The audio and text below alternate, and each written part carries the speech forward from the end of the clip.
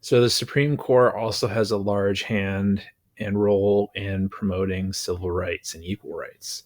And this was especially clear during the 40s, 50s, and 60s when African Americans started gaining significant equality in America.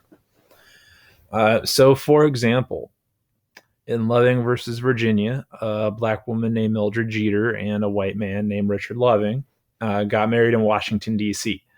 And this is during the era where Jim Crow was still in effect and segregation was still in the books. Now they moved back to Virginia, their home state.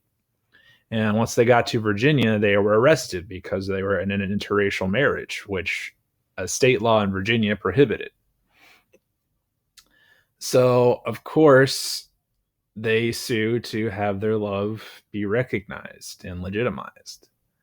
The Supreme Court eventually takes up their case, and in a unanimous decision, they decide that the Lovings had the right to marriage because to violate their marriage would be to violate their right to the pursuit of happiness. And this kind of blended in with Brown v. Board of Education and all the other civil rights laws that were desegregating the South at the time. Now, other races, not just African Americans, use this law to their advantage as well. In Arizona versus Intertribal Council of Arizona of 2013, this invalidated state law requiring proof of citizenship during voter registration applications. So in 2013, Arizona had tried to set new laws in place saying that you need a federal ID to go vote. Usually you just went and vote, but Arizona was trying to put certain restrictions on voting. Now, the problem here lies in the fact that the Intertribal Council of Arizona is made up of Native Americans, and they often, since they are considered their own nations, have different forms of ID, which Arizona wouldn't use to get them registered to vote.